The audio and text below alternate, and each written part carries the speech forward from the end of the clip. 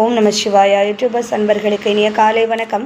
11th இன்றைக்கி நம்ம அடுத்து கணக்கியல் சமன்பாட்டு முறையை பயன்படுத்தி ஒரு கணக்கு நம்ம செய்யணும். அதுக்கு முன்னக்கூட்டி என்னென்ன நடவடிக்கைகள் வந்தால் என்னென்ன விளைவுகள் ஏற்படும் அப்படிங்கிறத நம்ம தெரிஞ்சிட்டோன்னா அந்த சம் போடுறது ரொம்ப ஈஸி. இன்றைக்கி அதுக்கான நடவடிக்கைகள் தான் பார்க்க போகிறோம். முதல் அதிகரிக்கும் போது சொத்து அதிகரிக்கும். எப்படி அப்படின்னா வியாபாரம் ரொக்கத்துடன் துவங்கப்பட்டது. அப்போது வியாபாரத்துக்குள்ளே முதல் வருது. அப்போ முதல் என்ன செய்யும்? அதிகரிக்கும். அப்படி தானே? அப்போ ஆட்டோமேட்டிக்காக சொத்தும் என்ன செய்யும்? அதிகரிக்கும். இதில் 2 சம்மந்தப்பட்டிருக்கு, முதலும் சொத்தும். அப்போ ரெண்டுமே அதிகரிக்குங்கிறதுனால ரெண்டுலேயுமே 1,00,000 என்ன செய்யணும்? ஆட் பண்ணணும். அடுத்து பொறுப்புகள் குறையும் போது சொத்துக்களும் குறையும். எப்படி? கடனீந்தோருக்கு அளித்தது 10,000. நான் கடன் வாங்கினவங்ககிட்ட 20,000 நான் கடன் வாங்கியிருக்கேன். என் கையில் இப்போ ஒரு 40,000 இருக்குன்னா கடனீந்தோருக்கு 20,000 நான் கொடுத்துட்டேன் அப்படின்னா என்னோடய ரொக்கம் ஆட்டோமேட்டிக்காக குறையும். ரொக்கம் குறையும் போது ஆட்டோமேட்டிக்காக என்னுடைய கடன் ஆகிய பொறுப்புகளும் என்ன செய்யும்? குறையும். அப்போ 2 இடத்துலையும் நமக்கு குறையும். அப்போ என்ன நம்ம பண்ணணும்? மைனஸ் பண்ணணும்.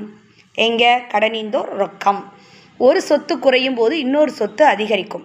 5,000 மதிப்புள்ள அறைகளன் ரொக்கத்திற்கு வாங்கப்பட்டது. ஏதோ ஒரு பொருளை நம்ம ரொக்கத்தை கொடுத்து தான் வாங்க போகிறோம். அது உள்ளே வர்ற பொருள் நமக்கு சொத்து. நம்மளோட ரொக்கம் என்ன செய்யுது? ஆட்டோமேட்டிக்காக நமக்கு குறையுது. அப்போது ரொக்கத்தில் என்ன செய்யணும்? கழிக்கணும். அறைகளெல்லாம் என்ன செய்யணும்? அந்த அமௌண்ட்டை நம்ம என்ன செய்யணும்? கூட்டி காட்டணும்.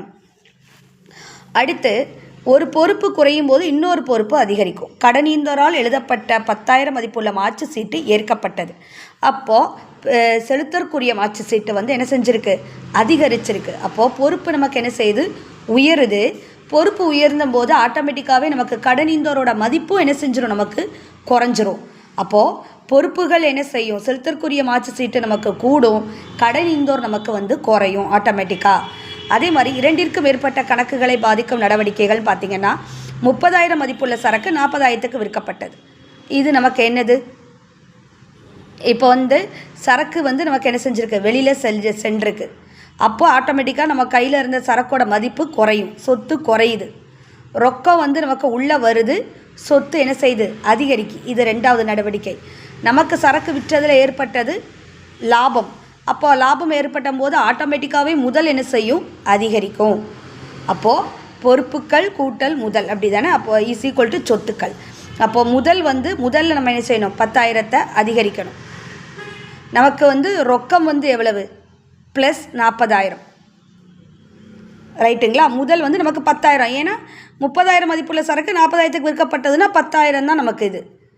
ரொக்கம் நமக்கு 40,000. சரக்கு இருப்பு என்ன செய்யணும்? நம்ம ஆட்டோமேட்டிக்காக கழித்து காட்டணும்னா இது 2ற்கு மேற்பட்ட நடவடிக்கைகள். உங்களுக்கு இந்த சம் புரிஞ்சிருக்கும்.